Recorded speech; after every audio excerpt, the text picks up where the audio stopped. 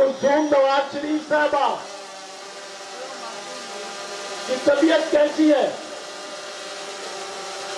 अल्लाह उनको सेहत बख्शे, हमारी दिली दुआ है। लेकिन बाहर कोई खबर नहीं आती, कोई डॉक्टर बाहर आके ब्रीफिंग नहीं देता।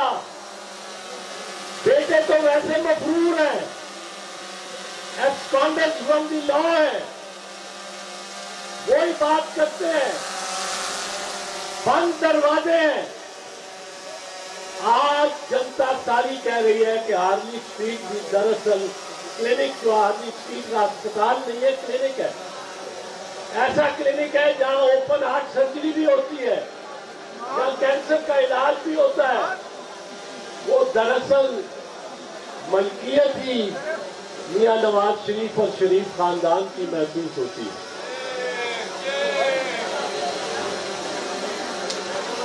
और ये उन्होंने हार्ली स्ट्रीट क्लिनिक अपने असासों में तो नहीं दिखाया होगा, पर अपने असासों में बहुत कुछ नहीं दिखाया होगा जो उनके असासे हैं। हार्ली स्ट्रीट क्लिनिक भी नहीं दिखाया होगा, पर हार्ली स्ट्रीट क्लिनिक का जिस तरह इंतजाम ये कर चला रहे हैं कि बेगम साहबा पे कोई ब्रीफिंग नहीं है, कोई मीडिया, कोई प्रेस वो अंदर जा नहीं सकता।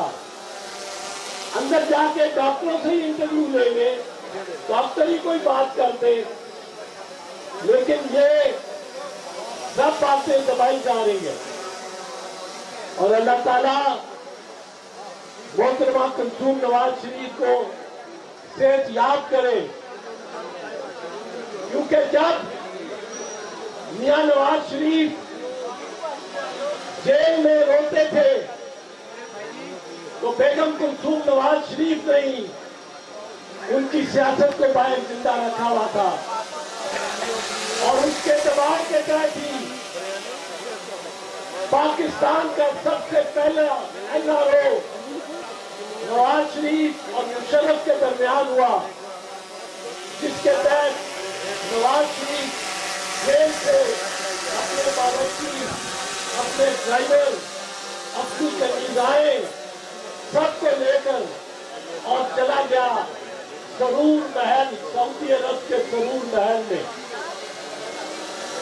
दोस्तों, मेरे बुजुर्गों, मेरी बहनों, ये सब ताकीदी हरबे हैं ताकि अदालत में मुकदमे का फैसला पर वक्त न हो सके।